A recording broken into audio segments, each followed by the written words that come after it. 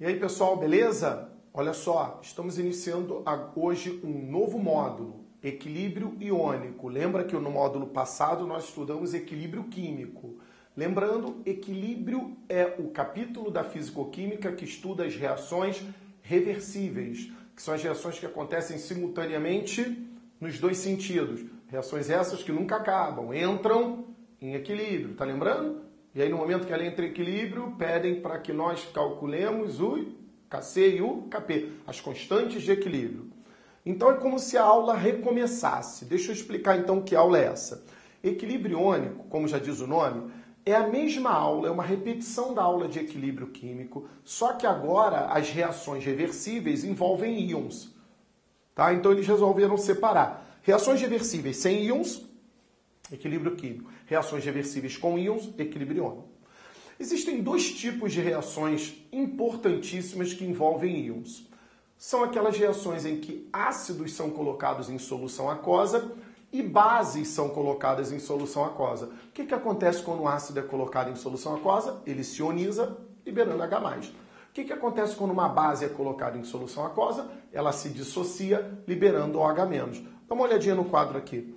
Eu coloquei aqui a ionização do ácido clorídrico. Ácido clorídrico em solução aquosa, H+ e Cl-. E coloquei também a ionização do ácido cianídrico, solução aquosa, H+ e Cl-. Qual a diferença desses dois ácidos e, portanto, das duas ionizações, que então eu vou complementar essas duas ionizações? O ácido clorídrico é um ácido forte e, por tal motivo, ele se ioniza muito. Ele é forte justamente porque em solução aquosa ele ioniza muitas das suas moléculas.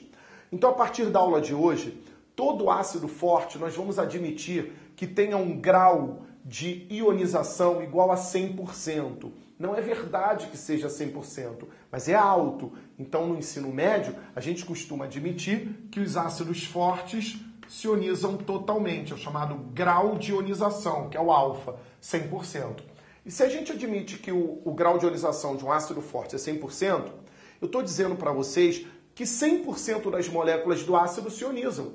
E se 100% das moléculas do ácido se ionizam, essa reação tem um sentido só. Essa reação não é reversível, porque as moléculas do ácido clorídrico acabam, dando origem apenas a H+ e Cl-. Então, a ionização de ácidos fortes não correspondem à aula de equilíbrio iônico. Lembrando, a aula de equilíbrio é para reação reversível. Então, a ionização de ácidos fortes não são compatíveis para a aula de equilíbrio. Agora, dá uma olhada para a reação de baixo. Na reação de baixo, é a ionização de um ácido fraco. E se ele é um ácido fraco, justamente porque ele se ioniza pouco. E se ionizando pouco, poucas moléculas de HCN se ionizam em H+ e Cl-, e muitas moléculas de HCN continuam não ionizadas. Quero dizer com isso que coexistem as três espécies, essa reação é reversível e é compatível com a aula de equilíbrio iônico. E então eu sou obrigado a, nesse caso, colocar então a representação de dupla seta. Por quê? Eu tenho HCN ionizando H+ e Cl-, mas eu teria H+ e Cl- formando, associando em HCN. Então observa a primeira conclusãozinha da aula que está chegando. A ionização, o equilíbrio iônico para ácidos só se aplica para ácidos fracos. E se você entendeu um, você entende outro. Agora eu coloquei a dissociação de duas bases. A primeira base é uma base forte. Se ela é uma base forte, eu vou admitir que ela se ioniza ou se dissocia, 100%, e sendo assim, incompatível para a aula de constante de equilíbrio iônico. Mas a base de baixo, o hidróxido de amônio, é uma base fraca. Se é uma base fraca, um pouco das moléculas se dissociam, muitas continuam associadas. Então, é compatível com reversibilidade e é compatível com o equilíbrio iônico. Sendo assim, fecha a primeira parte da aula. Equilíbrio iônico se aplica à ionização de ácidos fracos e à dissociação de bases fracas.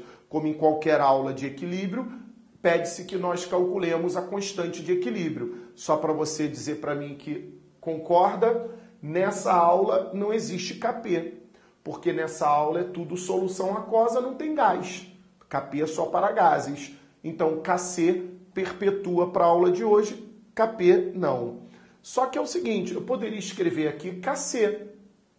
Só que o que acontece? Deixa eu escrever aqui uma coisa. É Kc, porque é uma constante de equilíbrio em termos de concentração, é Kc. Só que eles resolveram, porque é uma constante de equilíbrio iônico, chamar de Ki, constante de ionização. E ainda resolveram mais, resolveram particularizar mais ainda. Como a aula se aplica a ácidos e bases fracas, então resolveram chamar de Ka e Kb. Vocês entendem ou não? Ka é constante de acidez e Kb é constante de basicidade. Então me ajuda a escrever as expressões de constantes de equilíbrio para o ácido cianídrico e para o hidróxido de amônio. Vamos lá. Ka, porque ele é um ácido, né? Igual à concentração dos produtos, ó, H+, vezes a concentração do CN-, sobre a concentração dos reagentes, HCN. Aula igual, pessoal, só que o Kc passa a ser chamado de Ka, e aqui embaixo o Kc passa a ser chamado de Kb. Então o Kb dessa reação vai ser concentração de NH4+, vezes concentração de OH-, sobre a concentração do NH4OH. Tudo no equilíbrio, tudo em mol por litro, Kb. Beleza? Só uma informação final, matemática, para a gente então começar a botar isso na prática. Vocês estão concordando que o Ka e o Kb, deles podem derivar, a informação deles pode refletir na força do ácido e da base? É verdade que Ka e Kb devem ter valores baixos, porque se o ácido e a base são fracos, a concentração da parte ionizada dissociada é baixa, que é o numerador, e a concentração da parte não ionizada e não dissociada é alta, que é o denominador. Então Ka e Kb devem ter valores baixos. Mas de vez em quando ele pede para comparar pelos Kas, quem é mais forte, quem é mais fraco. Como é que faz isso? Olha, gente, fica fácil, né? Quanto maior o Ka, deixa eu escrever aqui. Quanto maior o Ka, se o Ka foi maior, é porque o numerador é maior. Então, o ácido se ionizou. Então, quanto maior o Ka, maior o quê, gente? A acidez. E o contrário é verdadeiro também. Então, fala para o Kb. Quanto maior o Kb, me ajuda aí. Se o Kb foi maior, é porque maior o numerador, mas ele se dissociou. Maior o quê, pessoal? A basicidade. Observe essa informação, essa dedução matemática, é bem simples, né? Mas é bom que vocês saibam, porque tem questões simples assim, com uma tabelinha, informando os Kas e os Kbs, e você vai lá e se posiciona dizendo qual é o ácido, qual é a base mais fraca ou mais forte. Beleza? Tranquilo? Isso é a base do nosso trabalho, isso é o conteúdo teórico. Vamos agora aplicar isso em questões para você ver que a aula se repete, a aula costuma ser igual a de equilíbrio químico e às vezes com mais facilitações do que aquela aula de equilíbrio químico. Vamos lá?